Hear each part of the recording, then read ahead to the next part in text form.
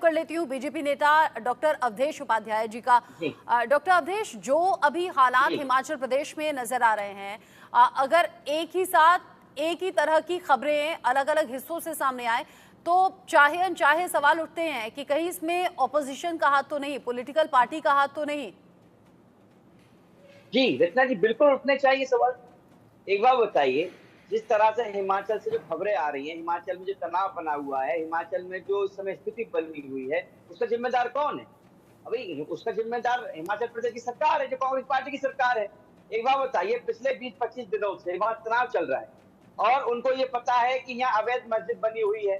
अच्छा, उसकी शिकायत भी की गई, शिकायत के बावजूद जिन्होंने उसका निर्माण कराया, ना तो उन पर कार्रवाई की गई, और जो ढांचा बनकर तैयार हुआ है ना उसको उस पर कोई कार्रवाई की गई। तो इसके जिम्मेदार कौन है जो तनाव पैदा हो रहा है हिमाचल में? कांग्रेस पार्टी है, कांग्रेस सरकार है। भाई किसी किसी भी जगह, किसी भी संविधान में, किसी भी आर्टिकल में ये तो लिखा नहीं है कि जहां आपने जमीन देखी वहां आपने अपनी ढांचा बना के तैयार कर लिया, चलो बना लिया, उसके ऊपर जो जितना परमिशन है उससे ज्यादा आप बना रहे हैं, तब भी सरकार वहां की चुप बैठी है।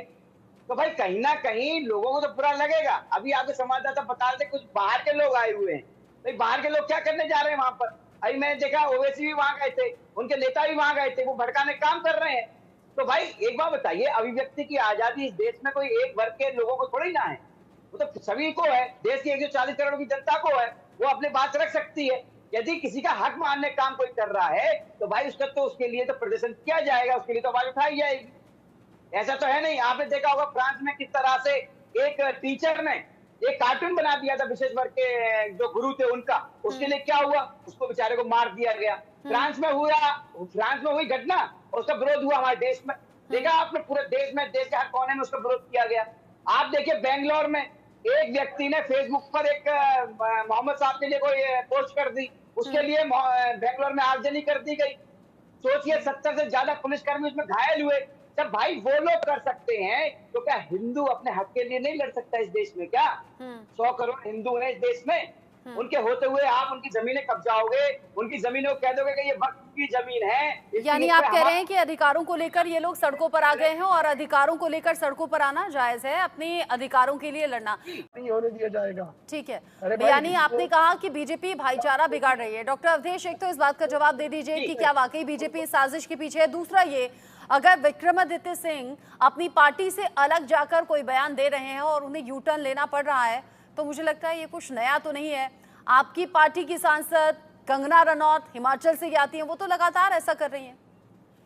जी जी, मैं उसके जवाब रचना देखिए, अभी भाई हमारे कह रहे थे विजय कौशिक जी भाईचारा बिगाड़ने थे। भाईचारा कौन बिगाड़ रहा है? अरे भाई एक बात बताइए, आप जिसने शिवलिंग तोड़ा उस पर आप कार्रवाई करिए, उसको बंद कीजिए, तब भाईचारा बढ़ेगा। आप जो अवैध निर्माण हुआ है, आपकी सरकार जो कांग्रेस सरकार है उसको रोके, उसको तोड़वाने का काम करे, तब भाईचारा बढ़ेगा। जिन्होंने वो बनाया है उन पर कार्रवाई करे, तब भाईचारा बढ़ेगा। ये भाईचारा एक तरफ बढ़ेगा क्या?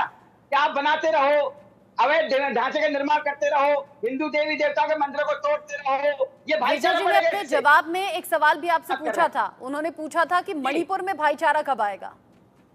देखिए मणिपुर का ही बड़ा मुद्दा है। मणिपुर की स्थिति काफी कंट्रोल में है और वहां के लिए भारतीय जनता पार्टी केंद्र सरकार पूरी तरह से संवेदनशील है। आप देखिए हर बार पार्लियामेंट में उसपर चर्चा होती है, लेकिन इनके नेता क्या करते हैं? उसका बहिष्कार कर देते हैं। ये चारों तरफ से ही घिर रहे हैं, इनके पास कोई जवाब नहीं है। अब आ गई बात विक्रमादित्य की।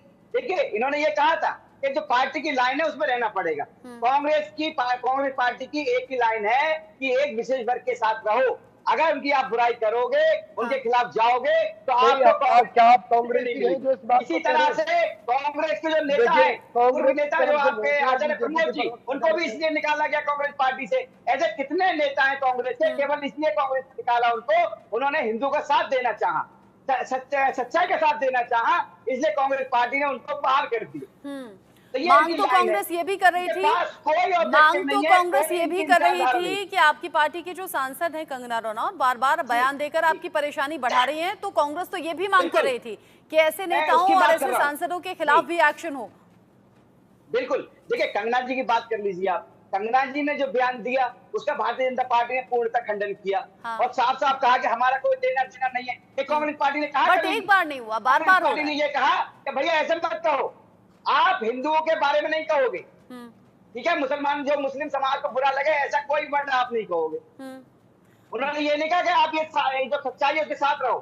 दोनों में फर्क है, आप देखिए। ठीक है, विजय कौशिक